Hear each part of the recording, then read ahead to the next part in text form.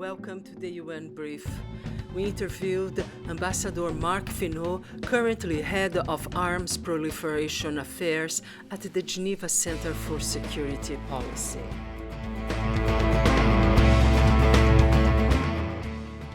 We spoke about the current situation in Ukraine and the nuclear threat and what does that mean. So he gives us a masterclass on everything that's happening at the moment and what are the consequences and the challenges ahead.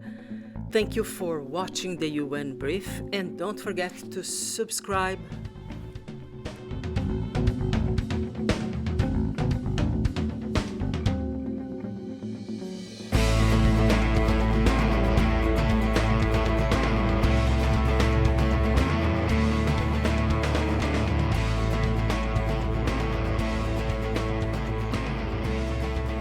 Ce moment, vraiment, des choses qui se passent, question nucléaire.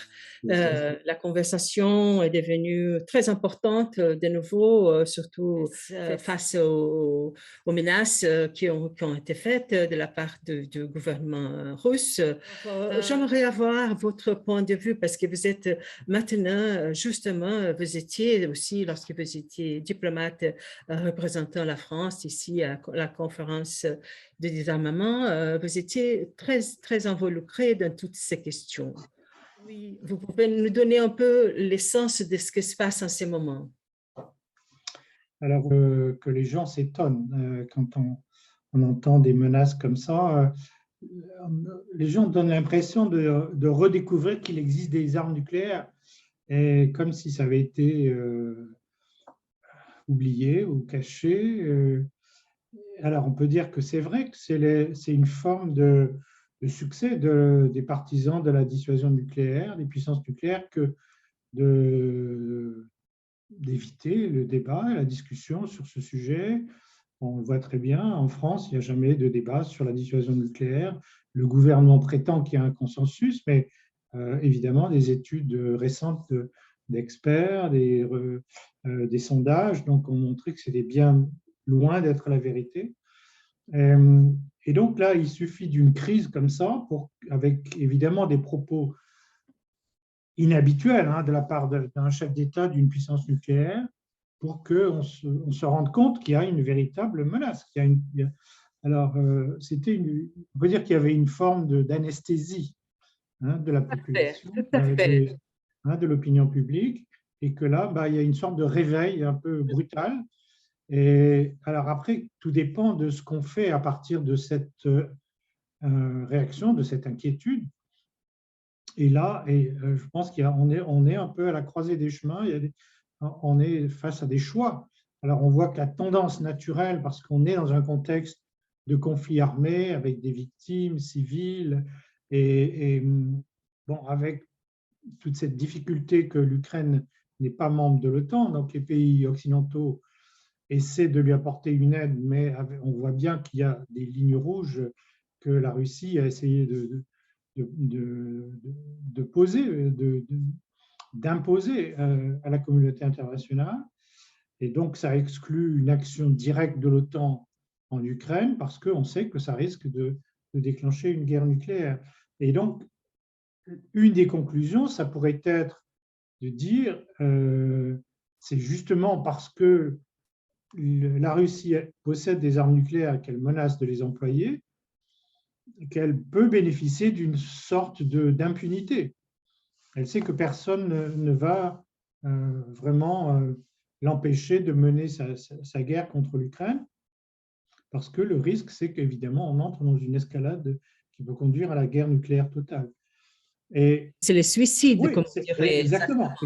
Parce qu'on a fait des études de modélisation récemment qui disent, il y a 2 jours, que s'il y a un incident, soit volontaire ou bien accidentel, ça pourrait très bien, les nuages radioactifs vont partir à droite et à gauche, vers la Russie, vers l'Europe, vers l'Asie. En plus, tous les civils et les militaires qui sont en Ukraine vont souffrir aussi, parce que tout va être radioactif. Bien sûr. On dit que la plus petite bombe a presque la puissance de la bombe d'Hiroshima. On est dans une forme de un peu de schizophrénie, en fait, puisque on raisonne sur l'impensable, sur l'impossible, avec toute cette dialectique qu'on nous a affirmé pendant des années que c'était grâce aux armes nucléaires qu'il y avait la paix en Europe ou entre les grandes puissances. Bon, on voit bien que c'est déjà faux puisque les armes nucléaires n'empêchent pas la guerre, même indirectement entre les grandes puissances.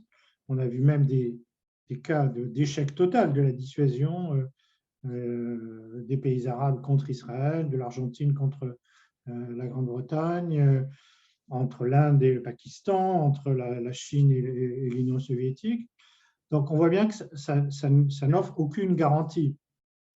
Mais là encore, la conclusion, ça pourrait être de dire, puisque ces armes nucléaires confèrent l'impunité à une puissance nucléaire, donc qui peut se permettre finalement ce qu'elle veut, et là encore, il y a des précédents, ce n'est pas le seul cas, puisque pratiquement toutes les dernières guerres, toutes les interventions extérieures, elles ont été lancées par des puissances nucléaires contre des pays non nucléaires, que ce soit les États-Unis en Irak ou l'OTAN en Libye ou contre la Serbie, etc. Donc, tout ça, ça crée des précédents, ça donne on peut dire une sorte de banalisation de la dissuasion nucléaire ou du recours aux armes nucléaires.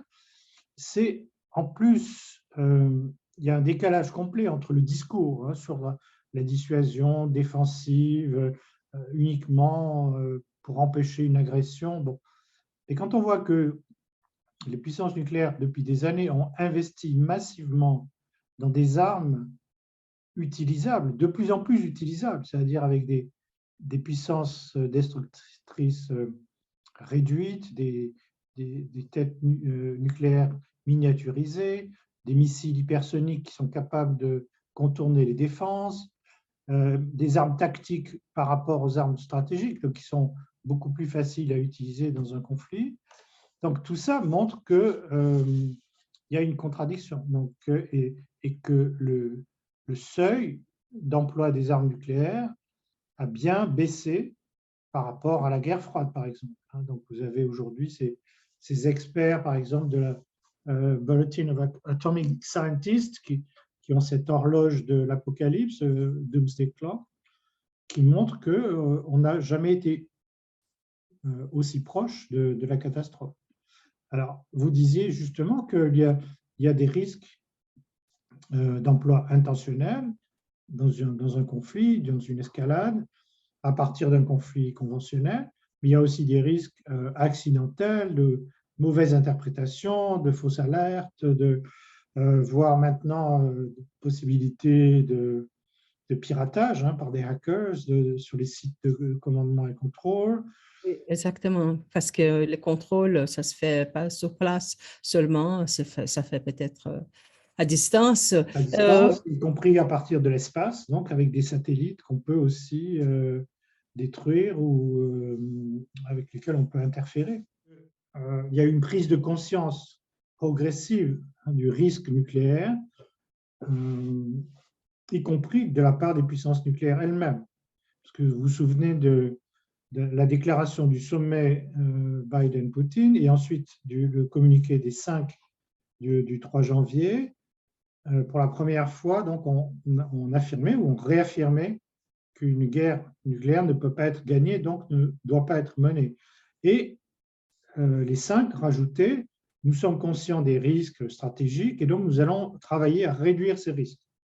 Alors c'est vrai que c'est tout un domaine d'intérêt, d'expertise, de travail, de recherche, toute cette notion de réduction du risque, sauf qu'à la conférence du désarmement, elle est évoquée évidemment dans les déclarations régulièrement, mais il n'y a aucun accord pour essayer de faire quelque chose dans ce cadre multilatéral. Donc la tendance, c'était de dire, au moins, faisons confiance aux 5 puissances officielles du TNP et laissons-les travailler ensemble pour faire quelque chose pour réduire ce risque. Or, ça fait des années qu'on en parle et ils n'ont rien fait. hein, des Et choses qu'est-ce qui se aussi. passe maintenant? Parce que vous participez des négociations ici, n'est-ce pas, dans la conférence de désarmement. Qu'est-ce qui se passe en ces moments? Qu'est-ce qui empêche d'avancer les négociations que jusqu'au présent, j'entends parler que c'était assez lent? Oui, alors le principe, vous savez, le système de décision à la conférence du désarmement, c'est le même que pour les 5 membres permanents du Conseil de sécurité, c'est-à-dire ils ont tous un droit de veto. Hein, donc vous avez 65 pays qui ont un droit de veto, puisqu'il faut le consensus pour ne serait-ce qu'adopter le programme de travail. Je ne parle pas même de l'agenda, puisque l'agenda, il est fixé par l'Assemblée générale des Nations unies. Mais le programme de travail, c'est-à-dire pour décider sur quel sujet on va négocier et répondre et remplir le mandat de la conférence, qui est de négocier des accords de désarmement. Donc, sur les sujets, il y a un désaccord complet. Donc, vous avez des pays qui disent non, la priorité, ça doit être l'espace. Donc, Russie, Chine. Bon. Après, d'autres pays qui disent non, la priorité, ça doit être le désarmement nucléaire. Mais les 5 ou même les 9, évidemment, ne veulent pas enfin, ne veulent pas négocier dans ce cadre un désarmement nucléaire. La question de cybersécurité aussi, Oui. c'est un thème qui doit être abordé aussi Alors, dans le contexte de la conférence. c'est un peu plus compliqué d'abord parce qu'il n'y a pas eu d'accord à l'Assemblée générale, même pour imposer ce sujet à l'ordre du jour. Et deuxièmement, parce qu'il y a d'autres cadres de discussion, de négociation, et donc il y a une crainte un peu de faire concurrence ou de faire double emploi. Mais c'est vrai que c'est un sujet complètement pertinent, parce que, et l'espace aussi, puisqu'on voit très bien qu'avec des armes antisatellites, que ce soit des missiles ou des attaques cyber ou des faisceaux laser, on peut complètement anéantir l'observation, les communications, soit à usage civil, soit à usage militaire. Et imaginez qu'un pays, par exemple, comme la Chine ou la France ou la Grande-Bretagne, qui ont des sous-marins nucléaires en patrouille en permanence, à cause de ces attaques contre les satellites, ne soient plus en mesure de les utiliser. Et donc, ça veut dire qu'ils perdent la communication et donc ils ont une tendance, une tentative de considérer ça comme une agression, une attaque, et donc vont répondre avec des armes nucléaires. Et là encore, on est dans ce risque d'escalade permanent. Pourquoi est-ce que la Russie et les États-Unis ont, dans le traité ANF, éliminé toute une catégorie de missiles qui pouvaient être utilisés en Europe, parce qu'ils avaient une portée qui ne pouvait être utilisée qu'en Europe, de 500 à 5500 km. Parce que ces missiles pouvaient être soit conventionnels, soit nucléaires. Et quand on détecte le lancement d'un missile, a priori, on ne sait pas s'il est nucléaire ou conventionnel.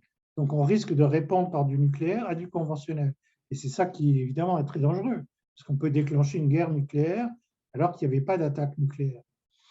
Et là, pour revenir aux propos de Poutine, alors, on peut les considérer comme inquiétants parce qu'il sort un peu du cadre même de la doctrine russe, qui prévoit 4 hypothèses dans lesquelles la Russie utiliserait des armes nucléaires, donc soit une attaque à base de missiles sur la Russie, une attaque avec des armes nucléaires, une attaque contre des sites sensibles, commandements, etc.,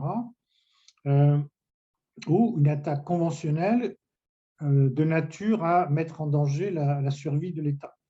Donc, aujourd'hui, aucune de ces conditions, évidemment, n'est remplie. Aucune de ces hypothèses n'est applicable dans la guerre avec l'Ukraine, puisque justement les pays de l'OTAN restent en dehors et n'entrent pas dans cette escalade. Donc, quel est le motif invoqué par Poutine? Les déclarations agressives des pays occidentaux. Alors, sans citer les déclarations, les pays, quel degré d'agressivité, mais là encore, ce n'est pas une cause d'emploi d'armes nucléaires, hein, même pour la doctrine russe. Donc, ça veut dire que si le président, si la Russie décidait d'utiliser des armes nucléaires aujourd'hui, elle serait complètement à l'extérieur de toute justification. Voilà. Alors, on voit bien que c'est un message de pression, de menace contre les pays occidentaux pour qu'ils n'interfèrent pas avec l'action militaire russe en Russie. Mais on est toujours à la merci d'un dérapage, d'une mauvaise interprétation, d'un accident, d'un emploi non autorisé, surtout avec des armes tactiques. Parce que les armes stratégiques, elles sont comptabilisées, répertoriées, repérées, enfin, sauf pour les sous-marins. Mais les armes tactiques, elles sont normalement non déployées, c'est-à-dire qu'il y a les armes américaines de l'OTAN, dans cinq pays de l'OTAN, qui sont des bombes à gravitation, mais qui ne sont pas fixées sur les bombardiers, qui sont un peu séparées, pas très loin. Et puis les armes russes, qui sont aussi, alors pour la partie terrestre, parce qu'il y a aussi des armes navales ou aériennes, mais la partie terrestre, elles sont séparées dans des hangars, séparées entre les têtes nucléaires et les missiles. Et donc ça, c'est délibéré justement pour éviter un emploi trop précoce dans un conflit.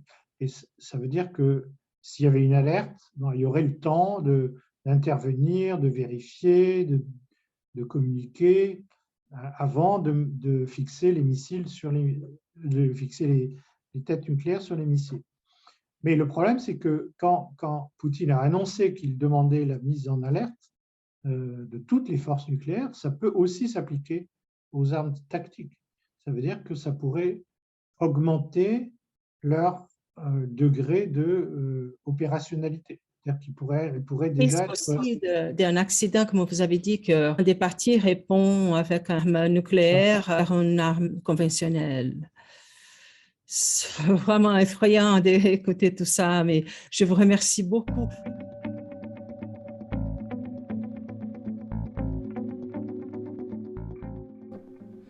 Thank you for watching the UN Brief, and don't forget to subscribe,